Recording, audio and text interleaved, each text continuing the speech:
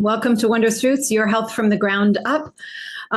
Joining me today is Raymond Elias, who is a clinical hypnotist at the present time. But I want to just preface this by saying we did this program on Saturday, as we typically do our programs on Saturdays at noon. I typically do these programs, and I've neglected to record it. So I was very thankful that I did not notice that halfway through, or I would have been panicked. And Raymond has graciously agreed to redo the whole thing. And having his past as a film director, take two is, pun intended. This is definitely a take two. I'm sure you've seen many things like that in your history as in that capacity, Raymond. Oh, yes. Yes. So welcome. I'm just going to introduce myself. My name is Rebecca Becky Montrone. Have a business here in Keene, New Hampshire called Wondrous Roots.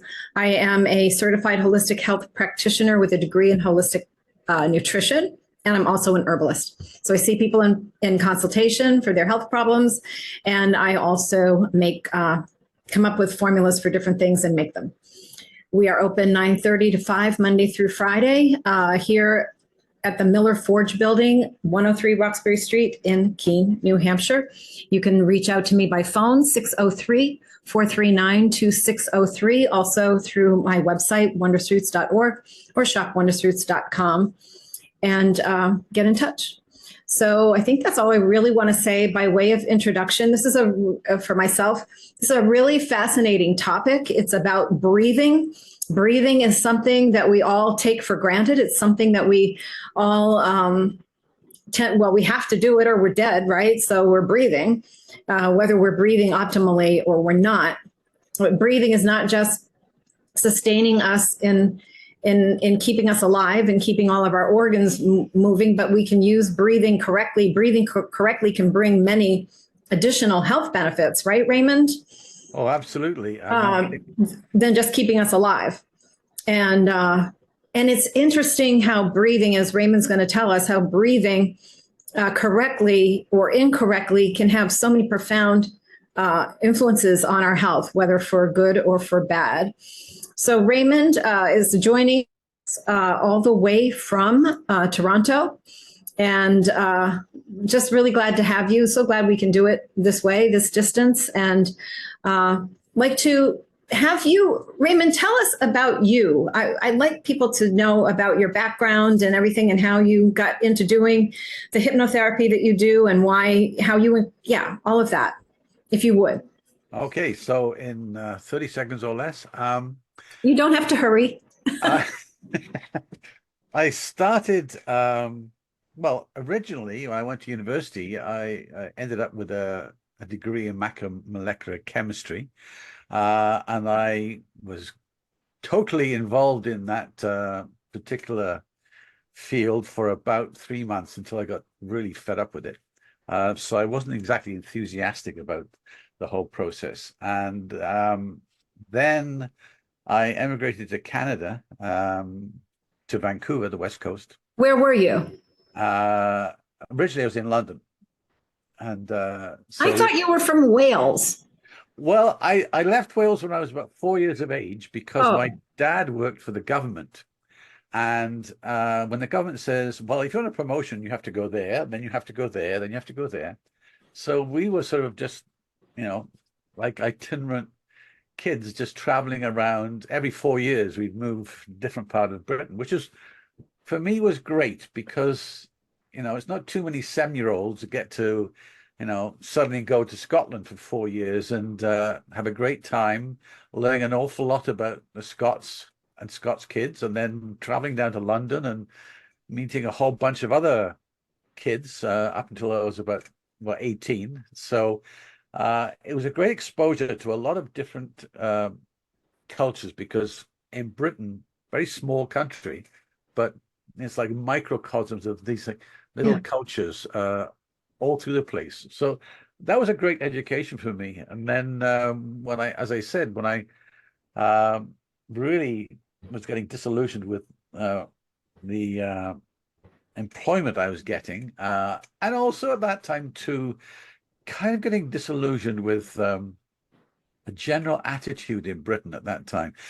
And British people have this really bad habit of being really hard on themselves, being very critical of each other. And, I think that's where the sarcasm, which is, getting to be sort of quite well known as British sarcasm. And it's funny because when I came to Canada, I had to curb that tendency to be sarcastic because it was not completely appreciated in Canada. So, In New England, we love it. Yeah, we do. Well, yeah, it is funny because when you make a sarcastic comment, and it's not necessarily directed at an individual, but just a situation, there is a certain strata of the public in Canada who will just get it and they'll smile and say, yeah, I can make that extrapolation, understand what you're talking about. And others will just say, I don't think so. And I think there's as a distinct group, and it's probably in any particular country, but there's a very distinct group of people who are very literal in their understanding of things. And so, sarcasm is probably the most extreme case of being as far away from literal as possible. And so they have a hard time. And also, I think maybe just in the Canadian ethnic sense, they feel like maybe you're being hard on someone or hard on a situation, and it comes across as being, almost brutal. And it's like people, Canadians tend to be uncaring. Yeah. Yeah. And Canadians generally are more understanding and more, wanting to not be offensive to people. In fact, I heard one British commentator, probably about 5 or 6 years ago, saying, yes, the Canadians are wonderful people. They're quite dull and boring, but they're not offensive. So I think that's, I don't know if that's a criticism or a compliment. It's difficult to That's tell. interesting for the culture. I wouldn't say it extends to Prime Minister Trudeau, but No, my sarcasm. no, I think there's a large part of the population of both sides of the political divide who would rather see him just sort of slowly fade away, or in fact quickly fade away, because he is a nuisance and he's an annoyance, not only to the conservatives but to the liberals themselves. I mean, and the sad thing is, in Canadian politics, as in British politics, the party has the opportunity to get rid of the leader, no matter, without an election, because the prime minister is elected by the party, not by the public. So, he has to win a seat, but obviously he will. But only happened in Britain a couple of years ago when there was a disaster of a lady whose name I cannot remember now. I know. I can't think of her name either, but I know exactly what you're talking about. And she was just out of there. Yeah. Yeah. And, they just said, okay, you're gone. That's it. You're out of here. And it's like, it wasn't up to the general public to decide that. It's like the party realized you're not doing us any favors to get the hell out of it. So, but they don't want to do that with Trudeau. I don't know why. He's not liked particularly by a lot of people. I think that the thing is they dread the present conservative leader, which is another thing, which is, I think it's been inundated from US politics. When I was a kid, it was the prime minister was part of the ruling party, but it wasn't the only person who talked. And now it's almost become like, the Trudeau politics, or the, Poilievre politics, who's the conservative leader. Yeah. And when I was a kid, not that I cared too much about politics, but you'd see the Home Secretary, which I guess, I don't know what you call the Home Secretary in the States, but Secretary of State, maybe. He'd be talking. Now there'd be the Foreign Secretary, Minister of Foreign Affairs would be talking. And you'd get it all. It would be a group of people who obviously were very knowledgeable. But now it's just boiled down to these personalities. And you know, personalities are okay if they know what they're talking about. There you go. And it's like, it's almost like people are now getting uh so much into what the personality is like. And it's like, well, yeah, but what are your policies? What are you as an individual and your party who are in power going to do for us, you know, Yes. the public? So Very good point. But anyway, you get to Canada. You get to Canada. Get to Canada.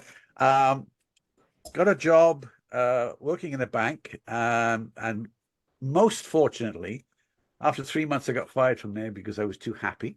And that's when I said, okay, what I really want to do is go into the film business. And that's when I did my course in Vancouver.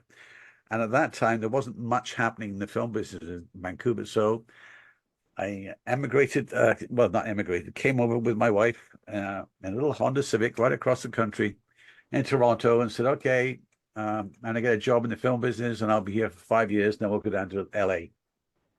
So now it's 40 years later, I'm still in Toronto. So for that time, I spent about 30 years in the film business. Initially, I was directing TV commercials. And then when they got rather tiresome, I started working on TV series, feature films, and so on as an assistant director or associate producer or line producer, all those combinations of things. And that was going fine until January of 2002 when my daughter was born. Yeah. She had some situations. So basically, when she was 2 days old and weighing 2.5 pounds and 7 weeks premature, they had to do a major operation to keep her alive. And so that was a bit of a worry, to say the least. So she stayed in hospital for just about 18 months. And in that time, she had 5 procedures, significant procedures. And from that, I realized that when she came out of hospital, there's no way I could stay in the film business because, 14-hour days. And she was not completely stabilized. Yeah. They'd done all they could in the hospital. But what arose from that was another completely different situation, which was intermingling with what the original problems were. So the doctors couldn't even see all this, which is understandable. But then when she was about 2, she was officially confirmed with having cyclic vomit syndrome, which was completely baffling to everybody concerned, myself included. And that's how not at that point, but that it was that condition that brought you and I together. Absolutely. And it was quite remarkable because we've been going along with the doctors and, well, we're doing this, then we're going to do that. Well, none of it was working. So when she was about 5 or 6, probably, I think, something like that. Oh, and let's tell people what cyclic vomiting syndrome is. And I want to say to our attendees, if you want to chime in, you've got the chat down at the bottom. You can raise your hand. I'll call on you. You can speak, or you can type into the Q&A. So don't mean to ignore you at all. And thank you for joining us. Cyclical vomiting syndrome is, if you've not known anybody who's had it, it's not that common, but it's horrible because a person like once a month or something like that will just continue to vomit for like 24 hours, like every 15 minutes or something like that. Right, Raymond? Yep. Yeah. Yeah. And it's actually a migrainous type of syndrome, but it is horrible because number one, the dehydration, the people end up in the hospital usually all the time, the teeth, all of that stomach acid coming up and over the teeth, all of that for that duration of time, and just how debilitating, generally speaking, to your health. Completely. I mean, well, in Olivia's case, and she's not particularly uncommon with people with this condition, it usually happens when people are very young. In Olivia's case, we'd just be looking at her and suddenly she'd smile, and then you just see her spitting up. It was like, okay, that's a kid, that's a baby. And she was, what, 8 months old when she started doing this, and just spitting up a bit. So you'd wipe it, and then it was just, then you'd see a heart rate going down. Then you'd see all these other problems. And then they eventually had to put a feeding tube into her because of she was losing weight. And then by the time she was about 5 or 6, it was a regular occurrence. Like every 30 days or so, she'd sneeze again. A day later, she'd have a bit of a runny nose. Day after that, she'd throw up. Half an hour after that, she'd throw up again. Half an hour after that, she'd throw up again. Then it was a case of mucus, massive amounts of mucus, which she was bringing up, and desperately trying to drink water, but just bring up huge amounts of mucus. This would last. There was a 12-hour period when she would be actually retching, violently retching. Poor thing. Oh. About every 9 minutes. So that would then stop. And yes, you're quite right. She's had about 6 fillings. And you couldn't even see them. But when she actually gone to the dentist, you could see there were all these erosions because of all the acid. So that situation then would turn into nausea, lethargy. So when she was going to school, for example, and I remember sometimes I'd be driving her to school and she'd just throw up in the back seat. So I'd go turn around, go home, and that was it for the next 12 days. And I would literally be with her 24 hours a day, to the point where I remember when she was about 7 years of age, she was just like 2 o'clock in the morning, just getting up and just, spitting up, retching more. And she turned around and looked at me and said, "Dad, I don't know how much longer I can keep doing this." Oh. That was a 7-year-old. And it was... Your heart was so broken. Your heart was so broken. You feel helpless. You feel so like you want to fix everything and you can't. Right. And, that was... I mean, I had to say to her, even when she was 7 or 8 years of age, that I'm sorry, I don't know what to do. I had to be honest with her because, it was very obvious what was going wrong. And when these vomit cycles start, they have to play out their course. They got to play out their course. Yeah.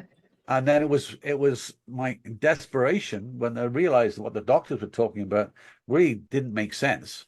And that's when I started, Googling this, that, and the other thing. And that's how I found you. And I remember we had this magical conversation. I remember where I was.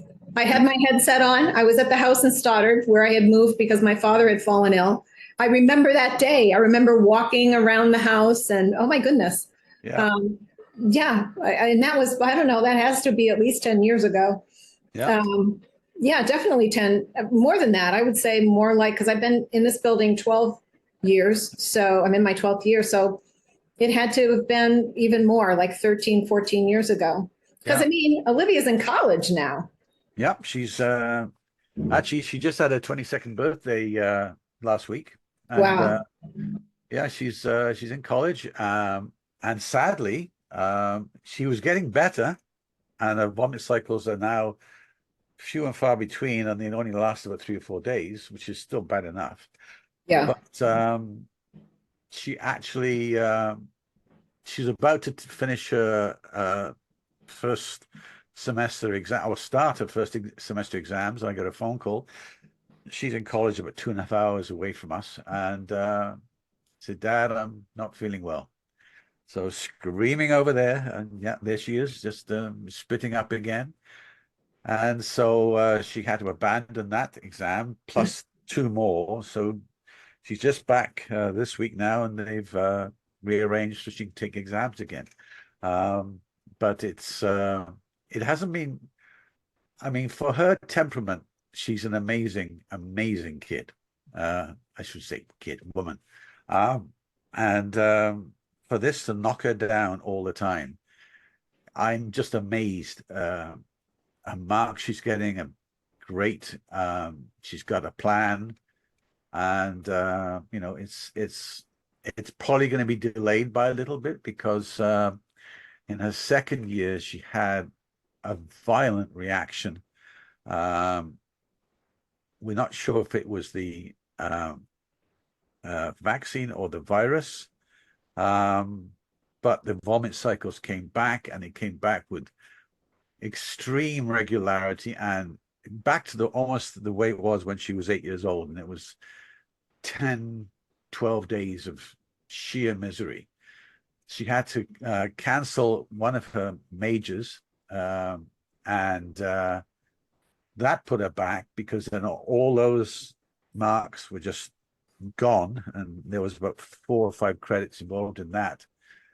And when she changed her major, there again the same thing happened, that she just couldn't keep up because she was ill during the exams, and the recovery time was a lot worse. So yeah, she'll probably have to do an extra year just because of this what is now being regarded correctly as extreme histamine intolerance. In those years since I started doing the research, and we were doing the research, it's become very apparent that it is a histamine intolerance due to a couple of significant things, which don't want to get into right now. That would be a great, actually, histamine intolerance is something a lot of people have to some degree. That would be a great program to do. Yeah.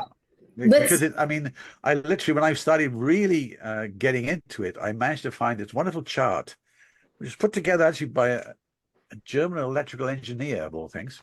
And she had obviously got all this information together, made sense of it on one page. And if you study follow what she's put down, this causes this, which causes this, which causes this, and that. So it's little wonder that doctors who are only looking at symptoms can actually make that correlation and go all the way back again. And that's why it's taken so long. Yeah. Now there's a lot more information. I mean, there's this one thing called diamine oxidase, which I'm deficient in. I have histamine intolerance, and Olivia does too. And at that time, I was getting it from Austria. Now you can get it anywhere you want.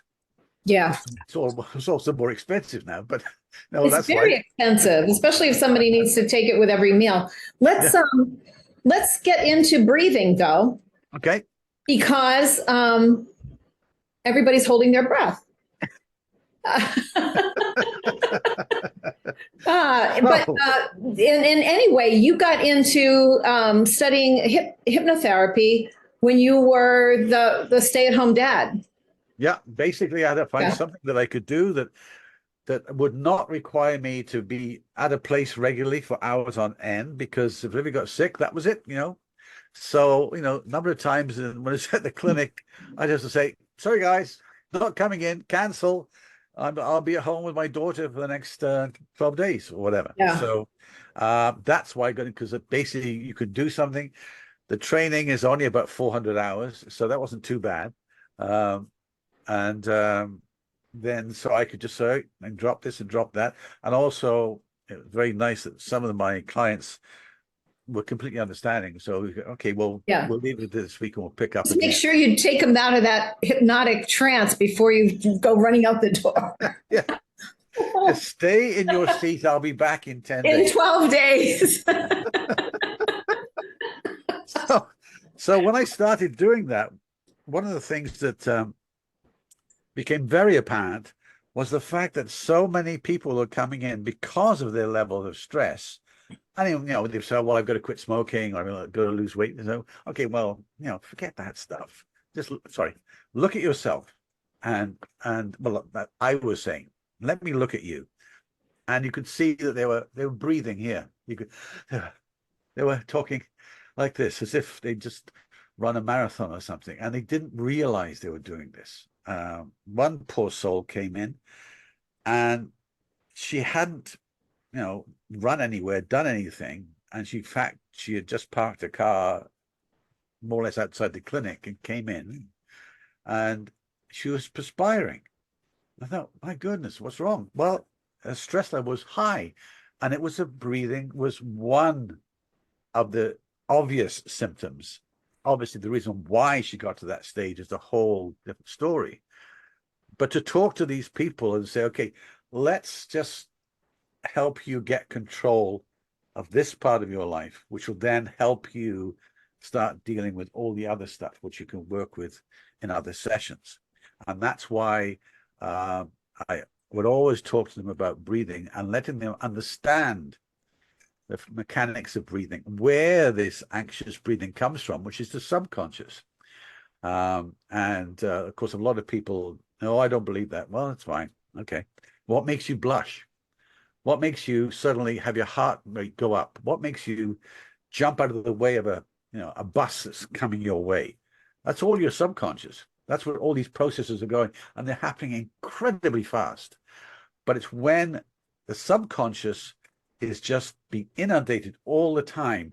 And what happens then is this thing called the sympathetic nervous system, which I'm sure a lot of you have heard of, which is the fight or flight, activates. And when that does that, what it does is say, okay, you've got to run. That means all your energy has to go to your muscles. You have to start breathing to get oxygen into all your muscles, and you have to go. Very few people decide to fight. They tend to fly away, which is makes sense. That would be me. Me too. So all these processes happen. Now, when you think about it, probably about a few thousand years back, when initial civilization was starting, you'd have in fact, I don't know how they've actually determined this, but they said that the sympathetic nervous system would be activated for 90 minutes. So running away, climbing up a tree, hiding from whatever was trying to attack you. And then 90 minutes later, when the danger's gone away, the parasympathetic nervous system switches in, rest and digest. Everything's cool, everything's okay. So that was, one event in 90 minutes. Now you have minor but far more numerous events happening. So in fact, what tends to happen is your sympathetic nervous system just keeps up like this, bouncing. And if you're unable to get this down, then you're having a big problem. And what happens too is that your breathing goes like this because your sympathetic nervous system is overworking like crazy. And so your whole system starts to pad, which means your oxygen level is slightly lower than it should be, but for a chronically extended period of time. And that's one of the big issues, is the fact that this process then starts to, your whole interior structure starts to decay very slowly over decades. But then your whole body is acquiring bad habits. And that's the reason why I always start with people breathing, because you've got to break those bad habits. And what's really fascinating is once you just illustrate to people that that's something you can control, you can get back control. And one of the first questions I ask people is there something in your life that you've lost control over? And say, yeah, otherwise I wouldn't be here. Mm-hmm. And the next question is, do you want to gain back control? So about 95% say yes. Believe it or not, there's about 5% who say no, because they are so stressed, they're so terrified. If they try that control, that feeling of control.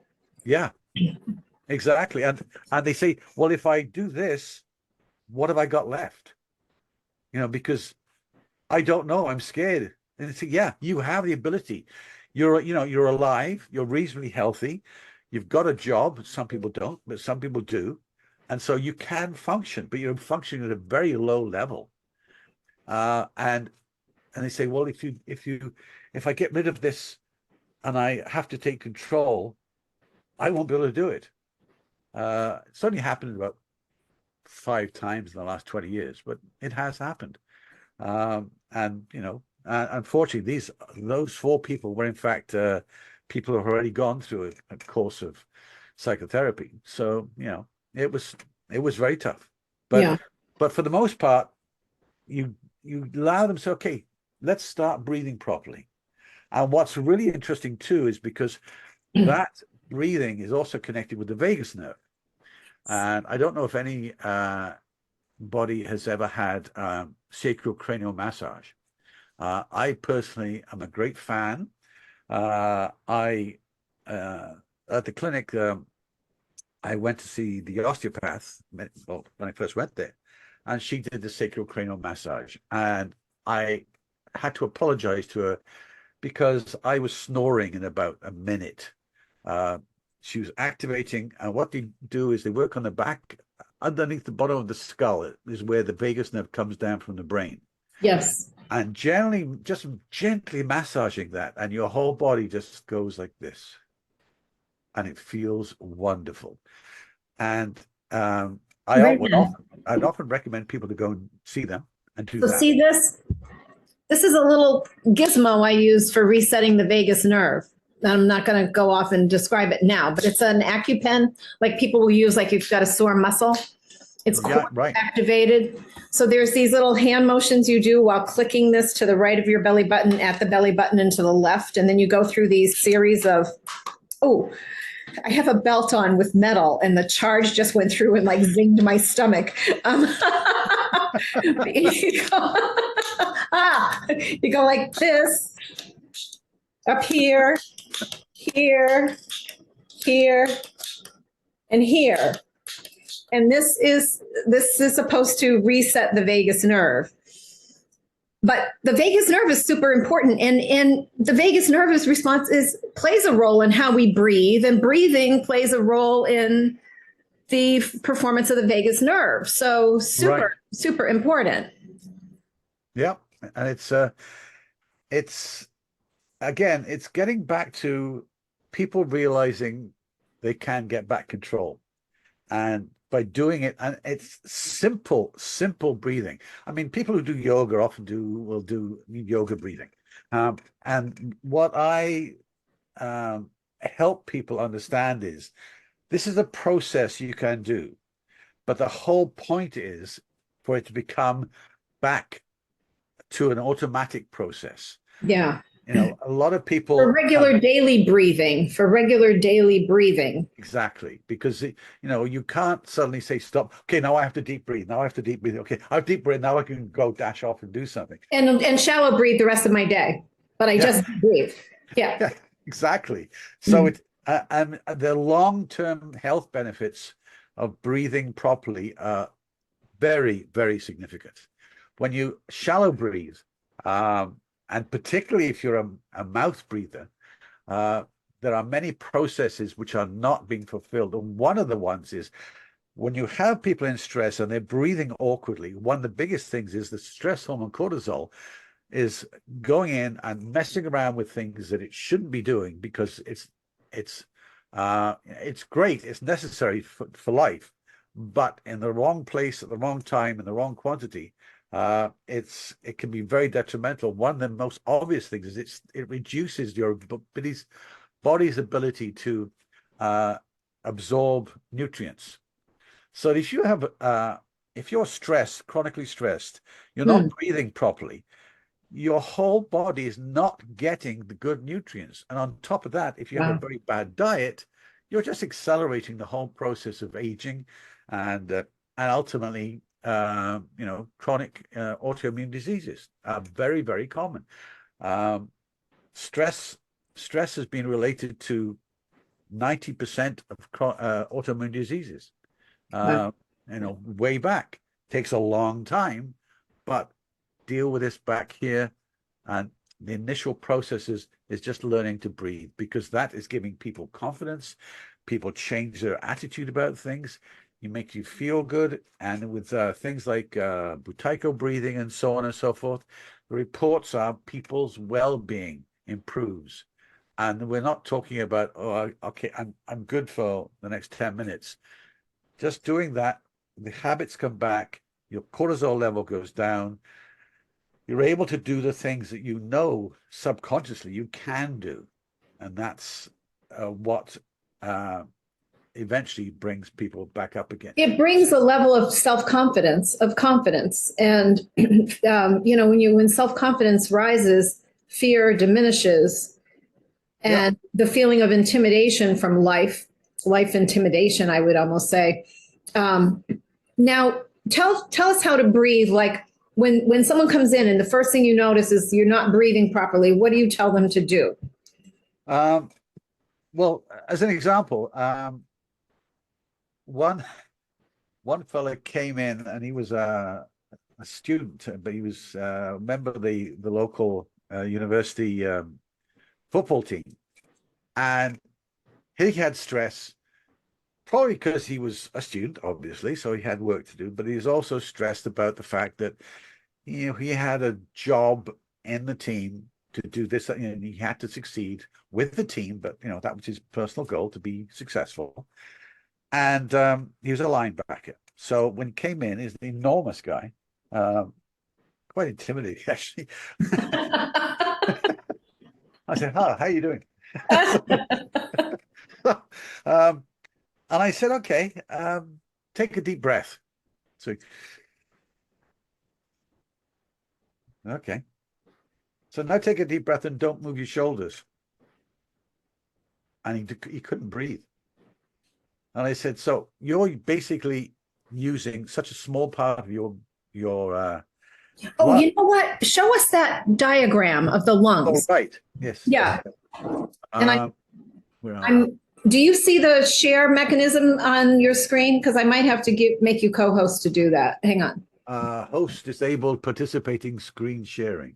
Okay. Okay. So yeah, you should be able to share it now. Okay, let's have a look. Oh yeah, here we go. Yeah. Now this, for some reason, rather not because it's cold in Toronto, but this screen takes a while to come up. It's cold here too, and it's probably cold all the way in between. But essentially, well, we're waiting for this screen to come up.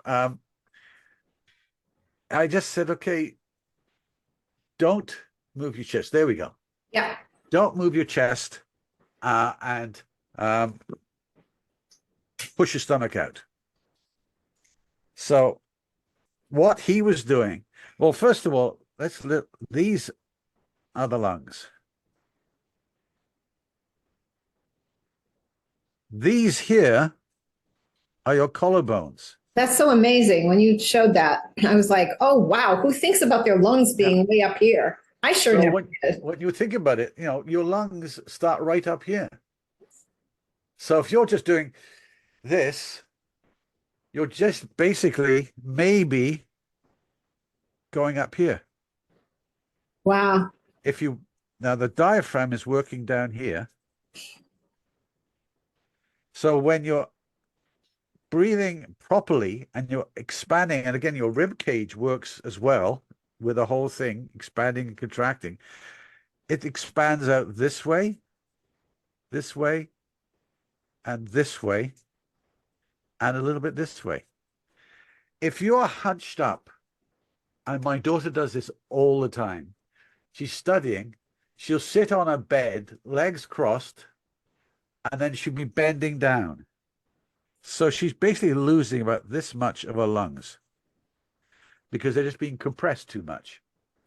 Same with people who are hunched up and slouching when they're walking. Walking is when you should have all your lungs working fully, because that's when you need the extra oxygen. So when that's compressed, the value of your lungs is diminished significantly. So you have to sit up, and this is another thing this wonderful footballer was not doing. He was hunched over because he was depressed, which often happens. If you're hunched over, you get depressed. He sit up, and I said, imagine there's a big sky hook pulling you up, and you sit up. Then you take a deep breath with your stomach, push your stomach out. Actually, was something that's interesting. A lot of women don't like doing that in public because they all think they suddenly got pot bellies, which they don't. But oh, I don't know. Some of us do. So it's making full use of all this process. So basically, sitting up, don't hunch down, Don't walk stooped. Look 1,000 miles ahead of you, being aware of, you might trip on something on the sidewalk. No, watch out for that little pothole. Yeah. And to make use of your lungs, which means, using it from way up here. And so that's the biggest part. Another thing you can look at here in this one is what happens when you have with mouth breathers. So if these are your teeth here, that's your nose, obviously. That's your nasal passages, part of your sinuses, and this is your mouth. This is your tongue. When you're nose breathing, you're breathing air in this way. And what that when you're does, mouth breathing, you mean? When you're mouth breathing, sorry, Yeah. mouth breathing, you're breathing this way. So what happens is, because it's very little pressure compared to here, breathing this way, this area here gets floppy. And that's where a lot of people who are mouth breathers tend to snore a lot. This is vibrating, and this is vibrating. And that's also restricting proper breathing. If you breathe through your nose this way, two important things happen in this part of your nose. You get CO2, carbon dioxide. Carbon dioxide is required at a higher level in your body than it is in the air. So carbon dioxide is around about 0.3% of what you breathe. Your body, to function properly, needs about 3 to 4%. So if you're breathing in and out through your mouth, you're not being able to capture enough carbon dioxide. Breathing in through your nose, that's where all this starts to happen. So breathing in through your nose, slowly and deeply, helps keep up the carbon dioxide level. If the carbon dioxide level is too high, you've got a problem. If it's too low, you've got a problem. So it's keeping up like that. So that's the really very important reason for breathing through your nose. Also, in this area too, not the only area, but major part of the area is nitric oxide, NO. Nitric oxide is a vasodilator. It's produced in the endothelial layer in blood vessels. Endothelial layer is like a thin molecule thick layer of tissue which produces nitric oxide. Why is this important? It's a vasodilator. So, opening up the blood vessels. Big pardon?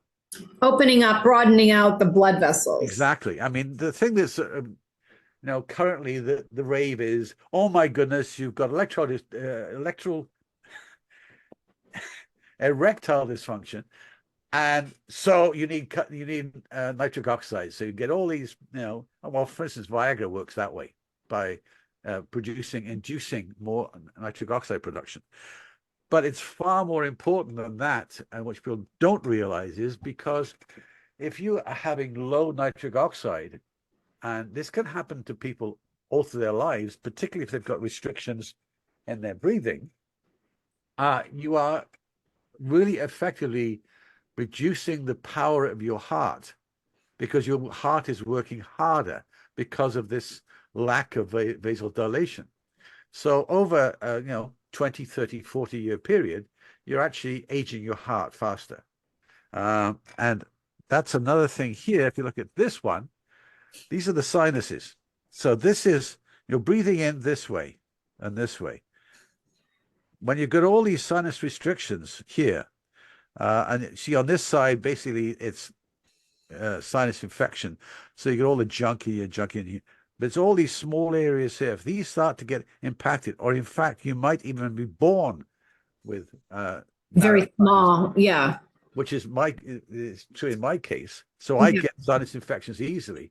But more importantly, it's harder to produce nitric oxide. Now, it's not the only place you produce nitric oxide, but it's a significant place. And I would just interject about nitric oxide. Nitric oxide it's like, it's touted to be such a great thing, but it's supposed to be produced and used in a certain way that the body naturally handles if we don't abuse it. So, Right. so it's not good to be on constant supplementation, L-arginine constantly. To the more nitric oxide is not the better, but nitric oxide needs to be produced naturally, like in this way. And nitric oxide being raised is important. I love methylene blue because methylene blue encourages the balance of nitric oxide so that nitric oxide comes in and does its work when it needs to work at a certain level and then backs off as it needs to. But if we're not breathing properly, this would be a foundational way of naturally increasing nitric oxide properly. Right. Properly. Yeah. Right. So when you look at all this, yes, there are things you cannot help, because if the architecture of your nose, sinuses, whatever, mouth, just not where they should be, that requires investigation. And also, there's one thing called dyspnea, which is basically simple shortness of breath. Yeah. Very fancy term. And if you look at the list of all the things, it can be caused by many, many things. But one of the things that can be caused by is just lousy breathing. So, yes, if you have dyspnea, definitely get it looked at. But at the same time, just think in terms of maybe just practice good breathing and see if there is an improvement. If there isn't an improvement, then definitely get it sorted out, because it's not good. But you might surprise yourself, because a lot of people, again, are working at a low level of stress all the time. And one of the ways of relieving that is by proper breathing and getting the parasympathetic nervous system working, and all those processes to get the cortisol level down, because that can be very harmful. In fact, too much cortisol, if you think you're perfectly healthy, can actually cause blood clots and death. Yeah. Heart attack. It's quite obvious, and you might have no symptoms at all. And as someone said once, a third of heart attacks have only one symptom, and it's death. So very, very simple things to do. Yeah. Raymond, if you stop your share, if you're done with that, because Yes. I want to ask you to walk us through some breathing, some things that we can practice that, for everyday breathing. And then you've also got a few different techniques like the Wim Hof and the Buteyko. And yeah. Yeah. So basically what I do with the people in the clinic, because they're not coming in specifically to do a whole session on breathing, because that is quite a lengthy process. It could take 2 or 3 sessions to do properly. But just to get them into the initial stages, and I record all this. And the point of doing that is by listening to the recording, they don't have to be coming back every week. And it's the best way. Repetition is the best way for your brain to learn a new habit. So what I do is just get them to relax and close their eyes. And when I tell them to do it at home, it's slightly different. But when they're on listening to the session, I just say, okay, you are going to be taking breaths, 10 or so breaths. And the ratio I use is 4 seconds inhale, fully inhale, 2 seconds static, 8 seconds exhale. All through the nose, right? All through the nose, because we want to maintain the carbon dioxide level to be perfect.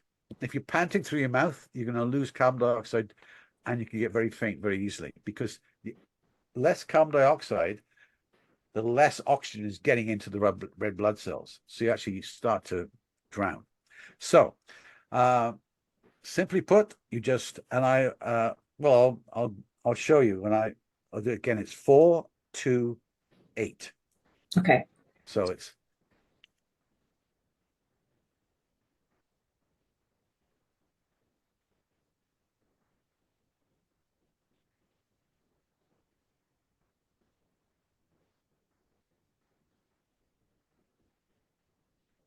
and that's it.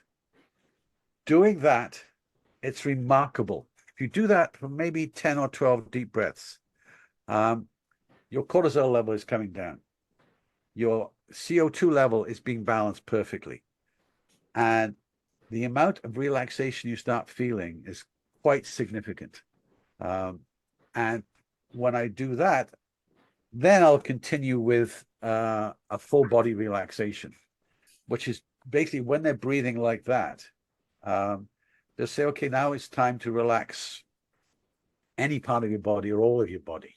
So let's just start with your toes. And they're still breathing like that.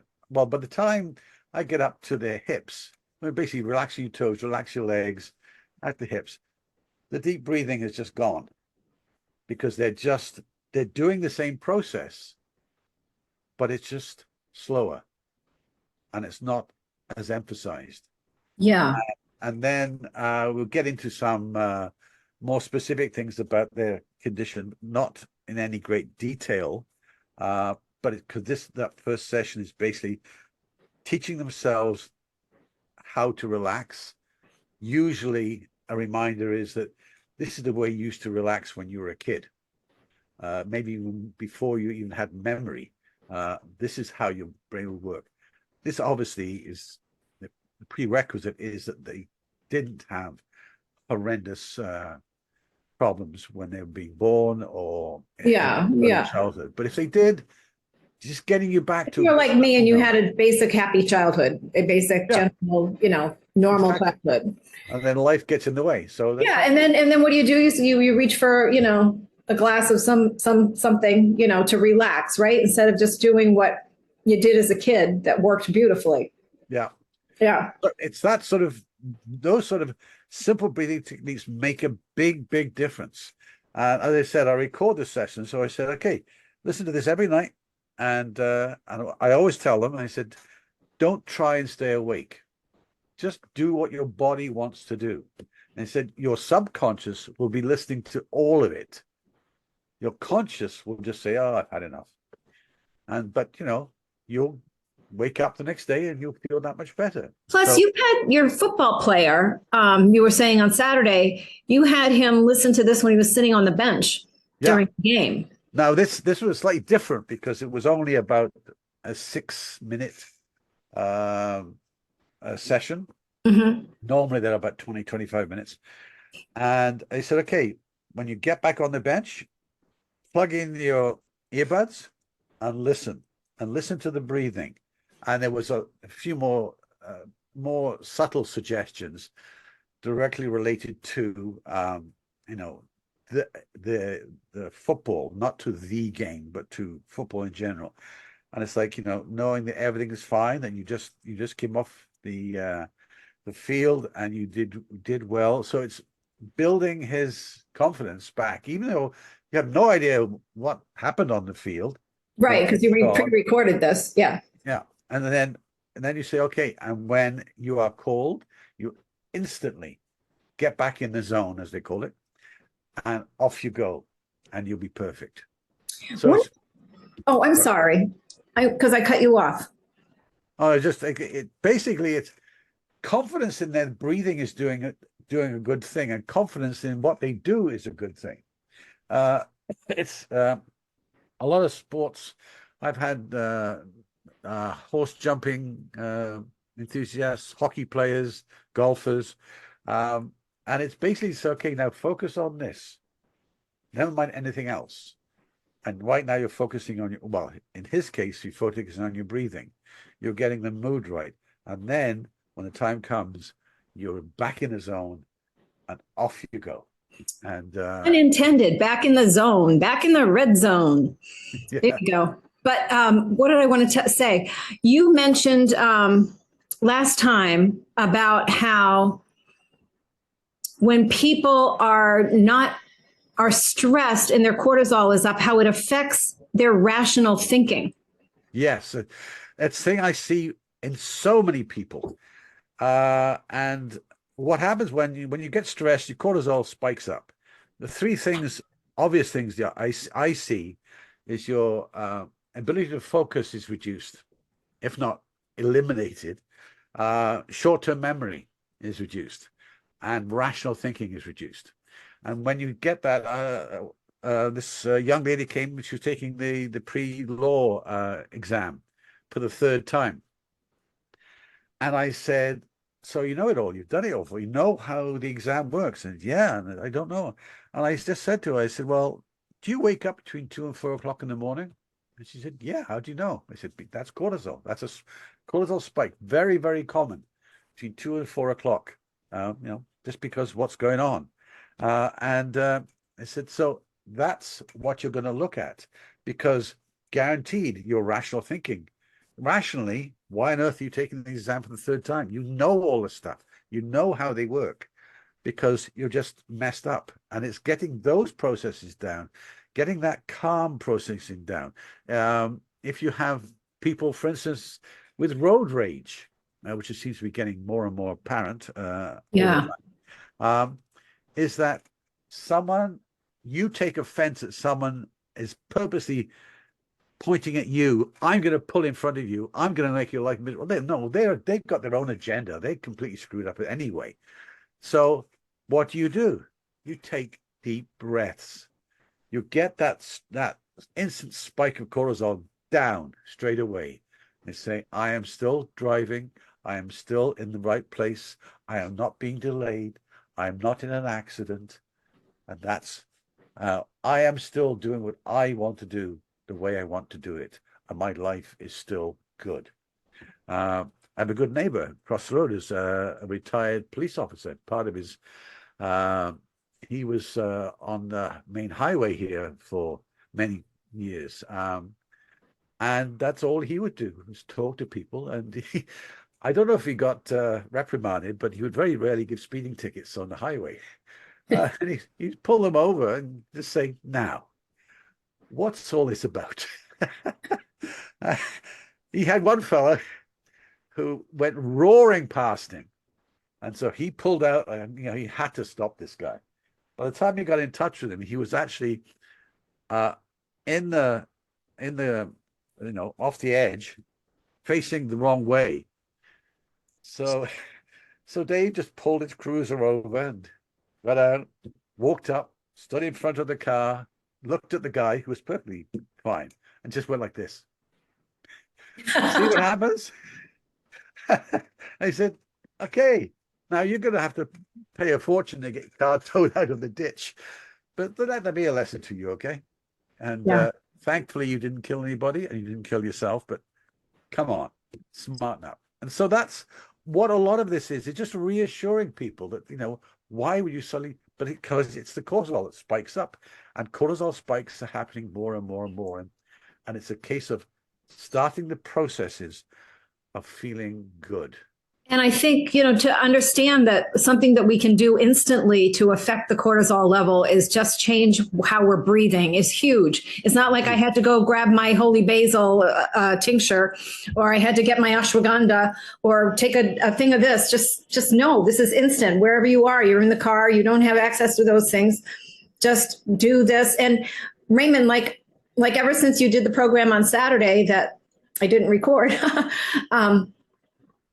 I pay more attention to my breathing. I don't think I was a bad breather, and I don't have nasal issues, so I don't have any trouble breathing through my nose or whatever. Some people might have trouble like that, have congestion or whatever, but I pay more attention. And I think that, like with any habit, that's what we have to do. Now, before we end, I want you to guide us through the Wim Hof method, because I love that little exercise. I think it's so much fun.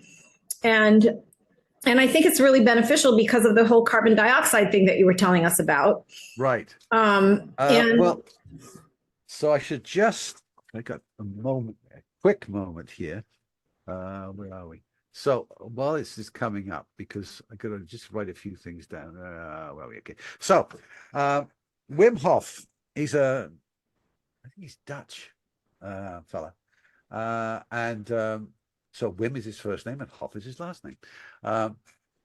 And his stuff that I came across this only recently, because I was using Buteyko method, which goes back to about early 60s, which is a scientist in Russia using Mr. Buteyko, or Comrade Buteyko, maybe. And it's virtually the same sort of thing. And a good friend of mine has been doing it, and he's raving about the quality of it. Simply put, breathing in through your nose regularly. With Wim Hof, he breathes out through the mouth, but to a narrow mouth, not pursed lips, kind of pursed lips. Buteyko's out to the nose, into the nose, out to the nose. I don't know if it makes much difference, but anyway. So, and I'll just illustrate it. So you're breathing in normally, and the last exhale, you just hold your breath, or you don't inhale, and you stay that way as long as you possibly can. And then you breathe in through your nose and get what they call a recovery breath. So I'll just do it now. And I'm a bit out of practice, so I won't last too long. Now, let me just interject 1 second. When I did this, when you told me about it the first time, I thought I got it right. But what I would do is I would breathe in, and let me tell you, folks, you want to breathe in this breath. You want to make it a full breath, right? Otherwise, you're not going to last for long at all. So you breathe in, as much as air as you can possibly take in. But then what I started doing was, you didn't have to not share. You can go back to that. But because I'm not really doing anything that anybody can see. I'm just talking. But then what I would do is at that point, I would begin to slowly, through pursed lips, start exhaling and try to make that exhale last as long as I possibly could. And I did it the other night, and twice, and I got to 60 seconds. I made myself get to 60 seconds. Okay. And then I would take my recovery breath. Okay, so one of the things you can do is exhale normally. So you basically exhale normally and then hold your breath. And then hold your breath. And it's a bit scary, because basically you're drowning, because you'll see when I react, my body starts doing this. It's because I really want to take a breath, right? Keep it off as long as possible. So I'll just show you, okay? So I'll just do the fingers here. I'm going to do it with you. Okay. So, hang on. So I'll do these fingers here. So this is me breathing normally, and then I'll stop. All right. So stop your share now. Stop your share now so we can watch you. Okay. Okay. So, and you let's do it too. Come on, you can do it too. Yeah. I think I did do it that way. You told me now that I remember. Okay. Okay. So, and I'll just put my fingers up when I'm taking my breath, and then I'll put my I'll start counting the times when I'm not breathing. Okay. So you can see how long. Okay. All right.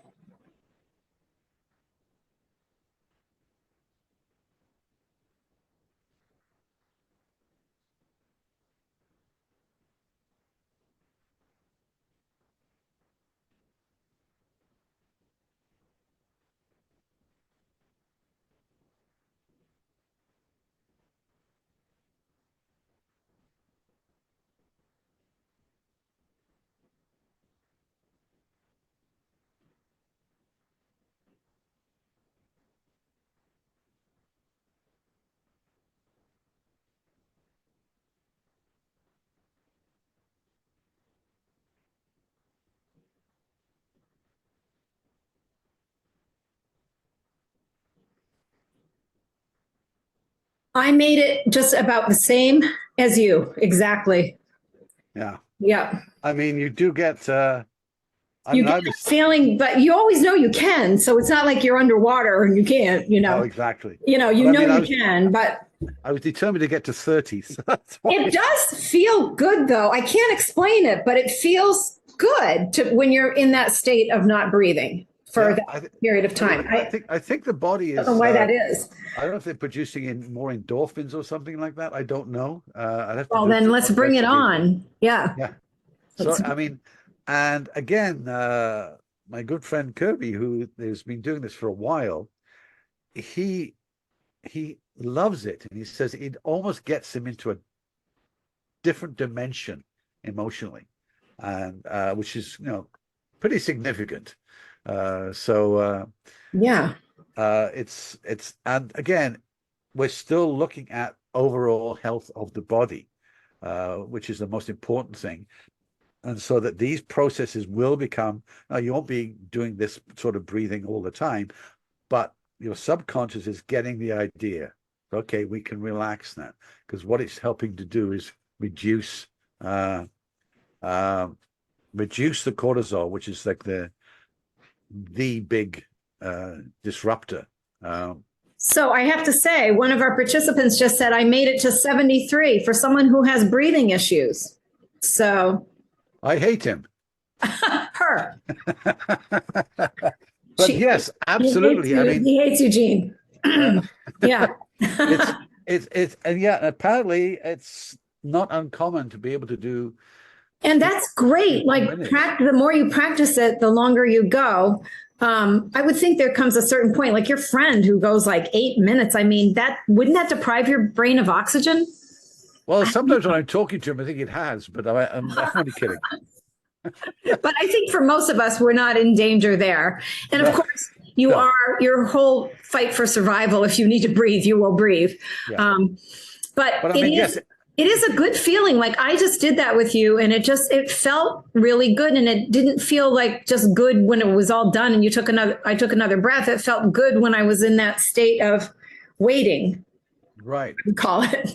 And you can, if you Google Wim Hof technique or whatever it's called. Yes. He has a whole website, most of which is like video right there on his homepage that you can follow. Yeah. And also he's got routines, and you can subscribe. I think I forget how much, about $30 a year or something to get sort of a whole bunch of exercise. I don't think you have to be that fanatical, maybe depending on you as a person, but you know, just by getting the theory, you know, and understanding that. And as I said on Saturday, if anybody is interested in just getting a sort of a guiding recording, which I can do for anybody who is interested, to get them into the process, because I said repetition is by far the best way of learning, and generally speaking, it takes between 15 and 20 days for your brain to acquire a new habit. So that's why when I give people their recordings, which again, a bit more specific to their particular condition, but in general, that's why I say take it, you know, come back in 2 weeks. Yeah. See what's going on.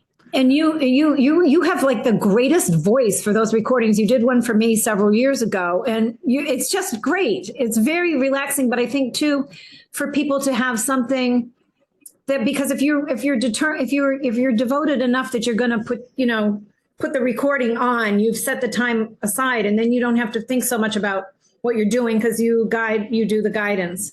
Right.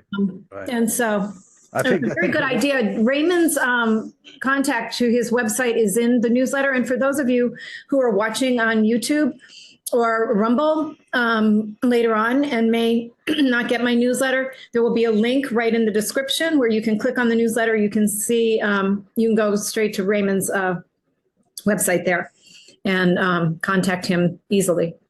So I want to thank you, Raymond, once again. I wanted to have you. I said on Saturday I wanted to have you back soon. I didn't realize it was going to be this soon. But I appreciate your grace and being willing to do this again with me and taking that time out of your week. Oh, think nothing of it. It was as always, a great pleasure.